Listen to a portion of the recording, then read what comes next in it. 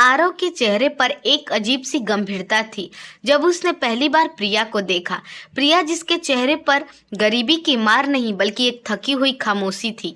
आरव ने बिना किसी भूमिका के सीधा प्रस्ताव रखा। 7 दिन तुम्हें मेरी पत्नी बनकर मेरे साथ रहना होगा। बदले में तुम्हारी माँ के दिल के ऑपरेशन का पूरा खर्च मेरी जिम्मेदारी होगी। प्रिया जैसे सुन पड़ गई। उसने कुछ नहीं कहा, बस उसकी झुकी हुई पलके के पीछे आंसुओं का एक सैलाब उमड़ रहा था। कुछ लम्हों की चुप्पी के बाद उसने भर्राए गले से बस इतना कहा, मैं समाज की नज़रों में एक अकेली औरत हूँ जिसका पिछला रिश्ता भी एक घाव की तरह है। लोग क्या कहेंगे आरव? आरव ने ठंडी मुस्कान के साथ जवाब दिया, यह शादी सिर्फ दुनिया के लिए एक तमाशा होगी। इसमें न तुम्हारी कोई भावनाएं होगी और न मेरी। यह एक कागजी समझौता है। मजबूरी इंसान से वो सब करवा लेती है जिसका उसने कभी कल्पना भी नहीं की होती। अपनी माँ की सांसों की खातिर प्रिया ने धीमे से सिर हिलाकर हामी भर दी। अगली सुबह एक पुराने रजिस्टर ऑफिस में दोनों खड़े थे। न कोई सहनाई थी न फूलों की महक, बस कुछ घंटे, दस्तावेज, 2 गवाह और एक कागजी शादी। आरव को यह सब इसलिए करना पड़ रहा था क्योंकि उसके बीमार पिता ने आखिरी शर्त रखी थी। अगर 7 दिनों में शादी नहीं की तो करोड़ों की जायदाद अनाथालयों को दे दिया जाएगा। आरव के लिए यह उसकी विरासत बचाने का एक मिशन था। शादी के 2 दिन बाद जब आरव काम से घर लौटा तो उसने प्रिया को गेस्ट रूम में कोने में हाथ जोड़े प्रार्थना करते देखा। हल्के नीले सूट में, खुले बाल और बंद आंखें, उसका चेहरा किसी अधूरे ख्वाब जैसा लग रहा था। आरव दरवाजे पर ही ठिठक गया। उसे अपनी पुरानी मंगेतर हीना की याद आई, जिसने मुश्किल वक्त में उसका साथ देने के बजाय लंदन जाना बेहतर समझा था। हीना ने कहा था, आरव तुम किसी फिल्म स्क्रिप्ट की तरह बात करते हो, मैं इस ड्रामे का हिस्सा नहीं बन सकती। आज उसी ड्रामे ने प्रिया जैसी एक अनजान लड़की को उसके घर में लाकर खड़ा कर दिया था। अगले कुछ दिन किसी रहस्य की तरह बीते। वे एक ही छत के नीचे थे लेकिन अजनबियों की तरह। आरव अक्सर उसे दूर से निहारता। नौकरानी ने बताया कि प्रिया दिन भर कुछ नहीं खाती, बस अपनी माँ की सलामती के लिए पूजा करती रहती है।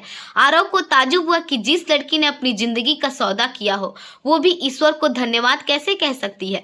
तीसरे दिन की रात बारिश हो रही थी। आरव ने देखा कि प्रिया गैलरी में खड़ी आसमान को देख रही थी।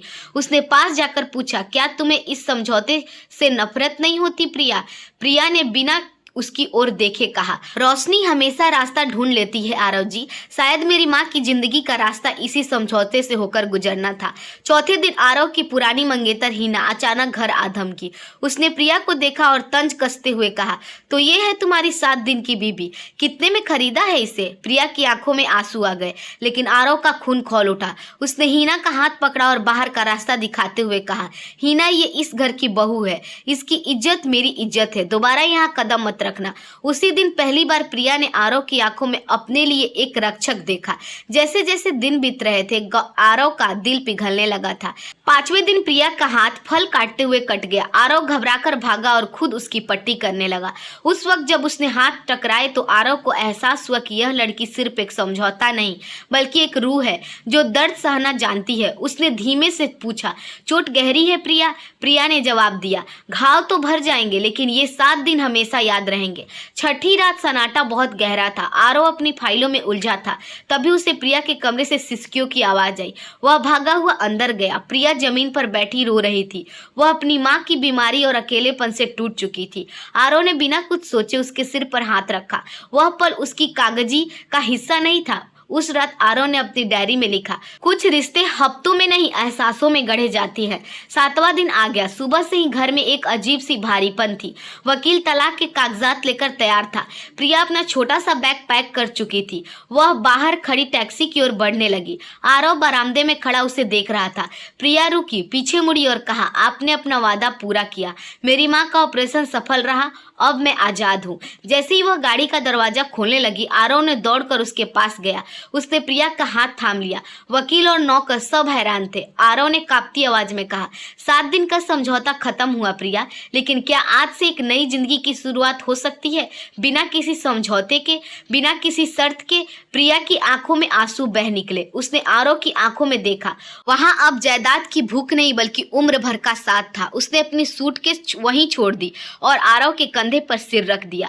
वक्त गुजरता गया। वह शादी जो 7 दिनों के लिए हुई थी अब 7 जन्मों के लिए अटूट बंधन में बदल चुकी थी। प्रिया की माँ पूरी तरह स्वस्थ थी और आरव के घर में अब फाइलों की शोर नहीं बल्कि खुशियों की गूंज थी।